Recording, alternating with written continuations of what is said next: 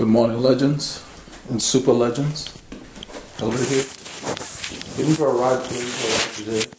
We're going to do our own thing today. We're going to hook up probably with the bike barn, and then we're going to mix it with a solo ride because the bike barn doesn't go the route we want to do. We want something a little more challenging. I want to start growing my own group, and so I want to hook up with a group right now while we still got a few members that are popping up until we get a big enough group, a group that kind of sets the right example. And the bike barn is a good group, and that way I can use that as a teaching tool for new riders, for riders of all levels. So today should be pretty interesting. I'm going to take the standard mounts for the camera, but I think I'm also going to put the selfie stick in my pocket, because once we break off from the group, I'll probably use that more. So hope you guys enjoy the ride, and whatever you do it, I hope you get out there. So I'm going to take you with me. Yeah, guys, a beautiful morning. Paul and I are rolling northwest again. Let me turn this thing around. You can already hear the here. The wind was rolling northwest.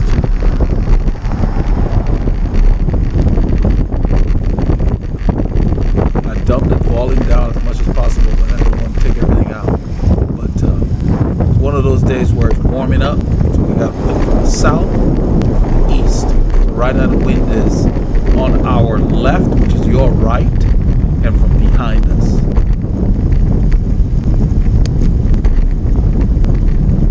So we're headed northwest. That's the most challenging parts of the area. We looked for the bike barn, but we didn't find them. I have a feeling they may have changed their route.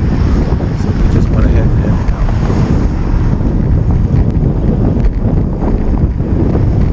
See all those clouds up there. Usually when it warms up, you get those clouds. It's very warm today. It started out nice and cool, but now it's warming up, and the wind is everywhere.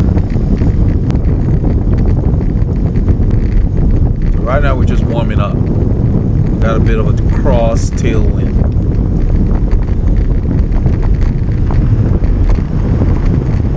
We rode for about 40 minutes thereabout. We're looking to hook up with the bike barn. I think they changed their route, so we just decided to double back and head north.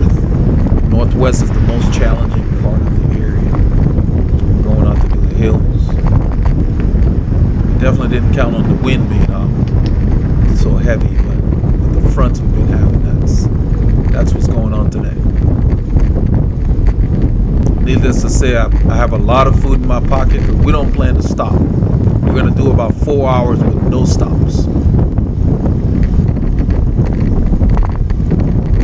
We went ahead and drank before we headed out. So even though we got 2 bottles, they're full, but we already drank.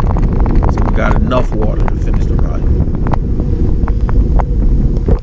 I don't like to stop unless I absolutely have to. Get it over with, get home, go do something.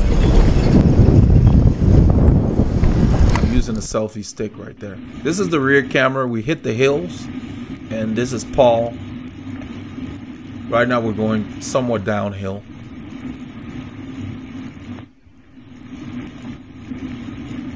And we found out there were a lot of people out today, a lot of people running and other riders, so it was very, very nice.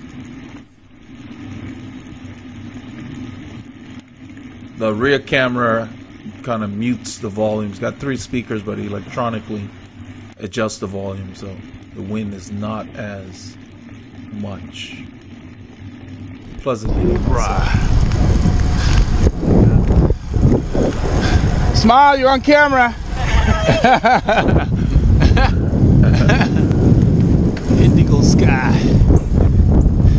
Everybody out working out this morning. That's what I'm talking about. Get out of those cars. They will kill you.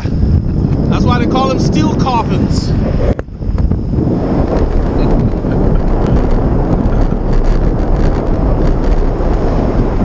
It's a little over an hour into the ride. We're just loosening up now. We're heading into the hills. Epic ride. Yep. So we're putting in the miles. We got some big rides coming up later.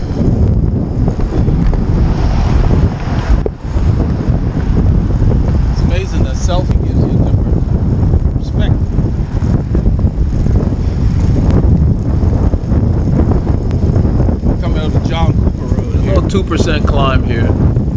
It's pretty short. Paul's standing.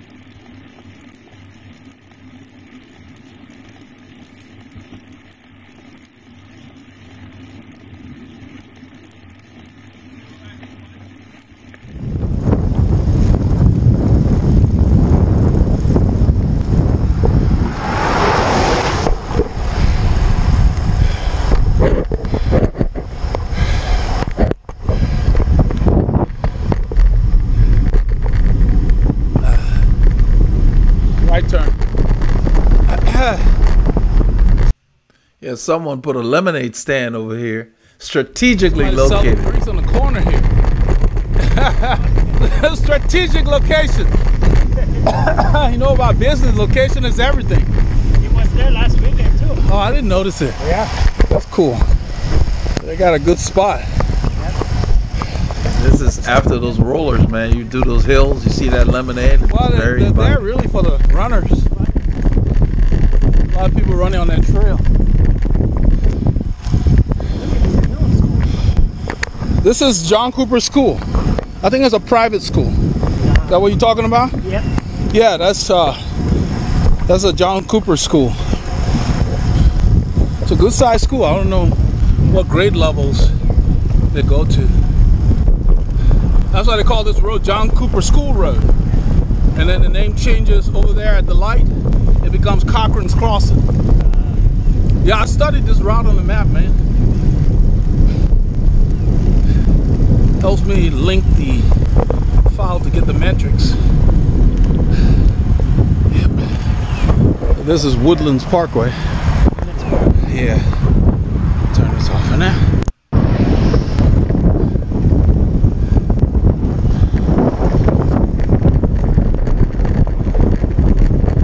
Paramount Parkway here, heading into the teeth of the wind.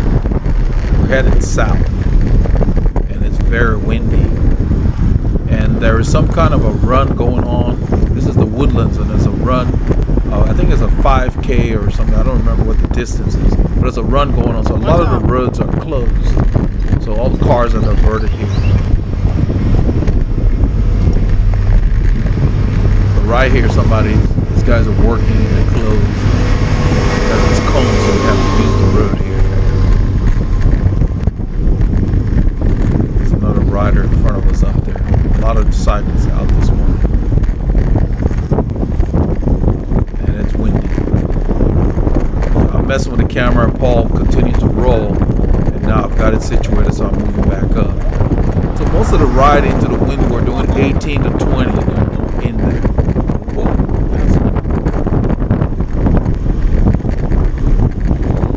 18 to 20 into the wind is a good pace. We're in zone 3. That's kind of what we focus on.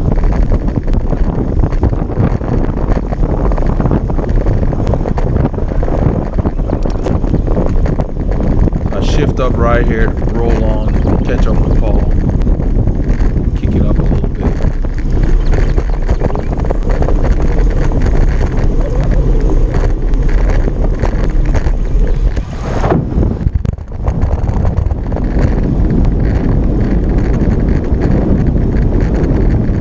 I'm using a selfie stick now, but later in the ride I went ahead and started using the selfie stick and the rear camera extensively, and on the end of the ride we worked on Echelon into the wind, and it came out pretty good. It's pretty interesting. I think you guys will enjoy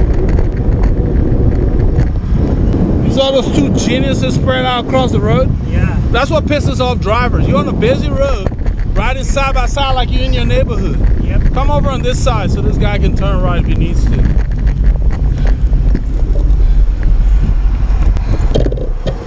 Yeah, I saw that. The busy road, it kept having it. Yeah. Yeah, what we're talking about it. We passed two riders. I didn't get them on film. That were riding side by side on a 2-lane road and a busy road, and that's just kind of rude. Yeah, you have the right to use the road, but you don't have the right to be a jerk about it. You know, you have to be considerate. So when you're on a 2-lane road like this, where there's only 2 lanes, you need to ride single file, so the cars have an easier time going around you. Nobody's saying get off the road. just, you know, you have a right to be there, but you don't have to just be just inconsiderate about the other road users. And, you know, I'm a cyclist and they annoyed me. They're sitting there chatting. They're not even riding hard and just blocking the road.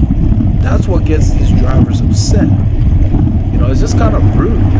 I mean, think about it. If your car has an issue, like if you turn on your hazard light because, say, your tire's low, think about it. You don't ride in the left lane in your car. You get in the right lane or you stay on the shoulder. You stay out of the way because you're not moving at normal speeds. And that's the thing. It's just kind of, you know, irks me. And they just seem to be clueless. You know, we came around them, and as we went around, I told them cars back just to see if it would register. It didn't. Hopefully at some point they will get the message. It's one of the reasons I set up this channel. I'm just going to let other cyclists that may not be aware. You see this road we're on, it's a busy road. There are only 2 lanes. So you stay on the right. You stay where the right tire of the cars ride, so they can go a little over the yellow line, like this guy, and go by you. If the 2 of us ride side by side, it's harder for them to pass. I mean, we're doing 19 miles an hour, and the speed limit on this road is 40. That's about half. So, you know, it's just you're not going that fast, even though you're moving. So you just have to be considerate of the other users. And that's just something to keep in mind. You don't go out there to block traffic. You go out to ride your bike. You don't need to exert any right. You know, you have the right to be out there, but you don't have the right to impede the flow of traffic. Keep that in mind, guys, boys and girls. So yeah, we're coming to an intersection. This is a climb that we've been on, and I was giving it a stick because it's a busy road. When we get through there, we're now heading into the area called Tomball, Texas. It's a small part of outside of the outskirts of Houston, west of the Woodlands, and we're headed west towards Austin right now. So the wind is coming from our left and behind us. So here we make eye contact with this driver. She told us we could go, and then we went. And that's the way you're supposed to do it. You don't absolutely have to stop and put your foot down. We slowed down to the stop sign. She slowed down. She waved us through. A lot of drivers will do that because they don't necessarily want you to unclip and all of that. A lot of the drivers, a high percentage of the drivers will give up there right away if they had it. In that case, we got there at the same time. But you don't want to just blow through the sign assuming that the driver will stop. Right here, I gave Paul the camera so you guys can get a view of how low I keep my torso when I'm riding. We're going with the wind behind us and to our left. And this is kind of a gradual grade. It doesn't register, but it's not a flat road. This whole place here, you can feel it. It's a grade and it's windy. The wind from our left is very heavy. You can hear it. Very blustery. That thing's blowing. And you can see where I'm placed on the road. I stayed to the right because this is very narrow here. We're going through a subdivision here. It's very narrow. But by staying on this side of the road, it allows the drivers to see around us. I'm letting Paul know there's a bunch of crappy pavement there. And that's what we do. That saves your wheels. Every time you go over obstacles, take the weight off your saddle. If the road's bumpy, or pothole, or a big crack, stand on your pedals a little bit. You don't have to stand up. Just unload the saddle. That saves your wheels. You know. And so here I decided to just put it in a big gear. You can see my cadence in the 60s. This is kind of like a muscular endurance workout. I'm just riding the big gear out of the saddle. And if you notice, I'm still pulling up. That's the benefit of being clipped in. Just look at my foot. I'm pulling up. And gravity just takes care of the down part. But I'm still, you have to be smooth. And let the bike move under you. The bike will do what it wants to do. You just move your feet. So all I do is I pull up. And I still use the phases of the pedal stroke. This way, my legs don't burn, my quads don't burn. I'm using all the muscle. There's no one at the stop sign. There's a guy on the left side, but he's going straight. I slow down and then I go. So we actually had a constable tell us, if you slow down and act like you're stopping, that's acceptable. Because you really just want to pay attention. This is where we're working on the Echelon. we're wrapping up the ride now, and we decide to, the wind is coming from our right, which is your left facing the screen. So the wind is blowing from, now in this view, from the right. The wind's coming from the right and in our face. So if you see, I'm on his left, just a little over, like a quarter, the quadrant here, right there. Now I come by him. So now he's going to move a little over to closer to the white line somewhat. I'm going to move closer to the grass. You see that? This way, the wind from the left facing the screen, which is our right, does not hit him that much. I'm giving him shelter. So the wind's coming. Now he comes around. I roll right there. He comes around. I start to drift left because the wind's on the right. He goes to the right. I slip behind him. That's an echelon. That's how you do it. And it doesn't matter how many riders are doing it. The principle is the same. The rider coming by gets shelter. So you always pass away from the wind. So you see here, I'm passing on his left. As I pass on his left, he drifts over away from the wind. I go to the right, closer to the grass. There's a bit of an obstacle there he's trying to avoid. But he's going to stay close to the white line because the wind is coming from his right, which is your left in this view. So the wind is on your left. So he's going to stay close to the white line. I'm on this side. Now he comes around. He's going through the sheltered part. As he comes around, he gets shelter from me. And then I drift towards the white line as he goes by. And right here, I'm messing with the camera so you can see I let a bit of a gap open. But normally, you don't want more than 12 inches. You want it tight in the wind. But once I get that situated, I kind of ride back to him. But that's an echelon. So the wind's coming from our right. As I pass him, I'm passing on the sheltered side. He's still in the wind. As I go by, now he gets out of the wind and gets into shelter. So you can see he's still coming over there.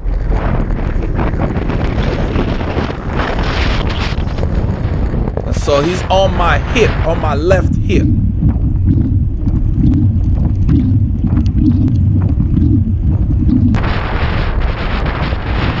And I'm staying low. You can see my elbows are bent and everything. My torso is low.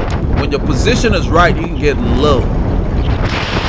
I'm holding the camera so my elbows kind of out, but normally my elbow would be out right now. So he's coming on the shelter side over there. The wind's coming from the right. I drift now closer to the white line because now I've got shelter on his wheel. I'm on his hip.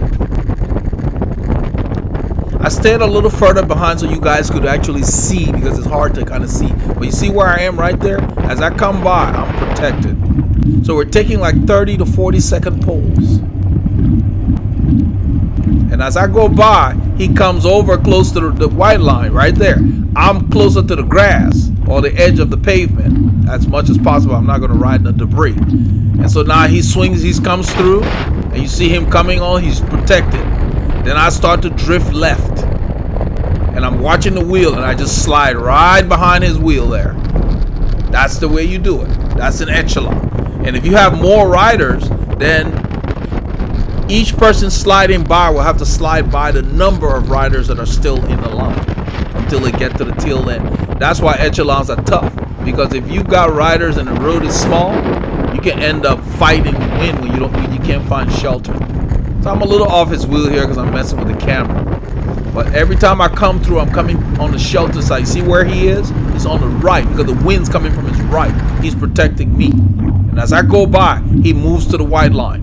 And I move over. And every time we're doing that, we're looking at each other's wheel. I'm looking at my rear wheel, making sure it clears his front wheel before I start sliding over.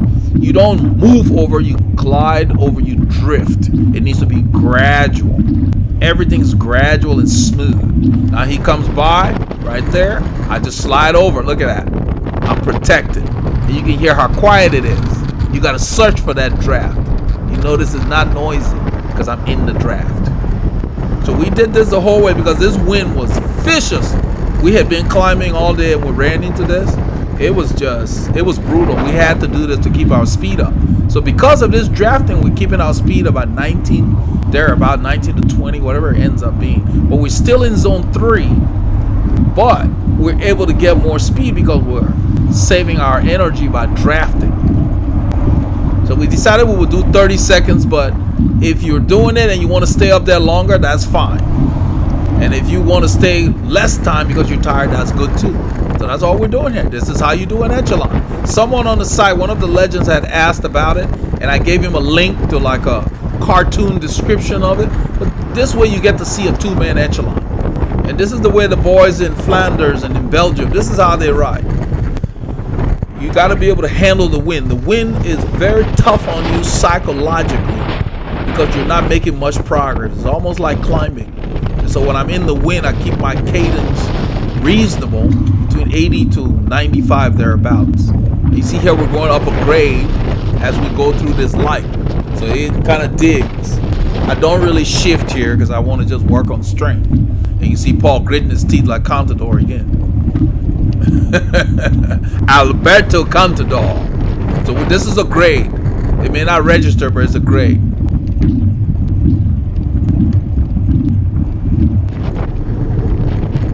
So we're coming to a light over here.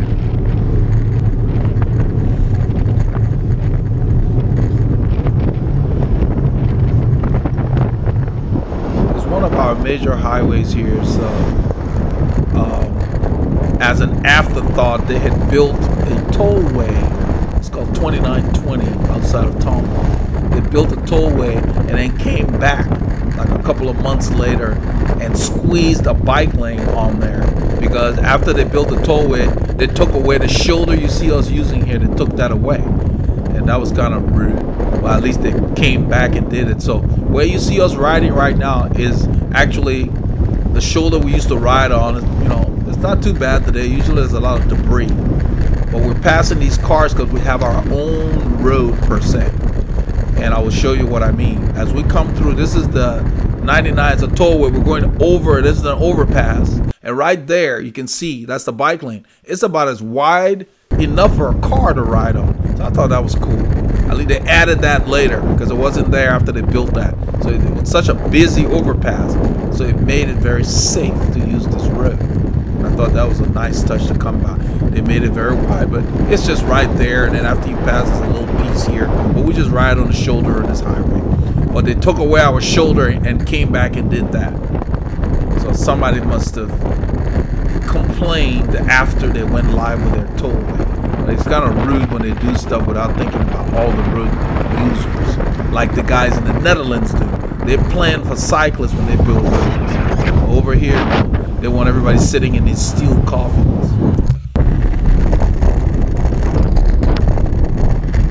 So you got to lobby to get a little slice of the road. So pretty much that's the ride. I mean, at this point, Paul has broken off. He's gone home. We got almost 4 hours in, and I'm closing off the ride. We finished really strong. But the wind just picked up surprisingly. I didn't expect it to be that strong. It ended up being just a brutal ride. I got home, I was more tired than I thought I would be.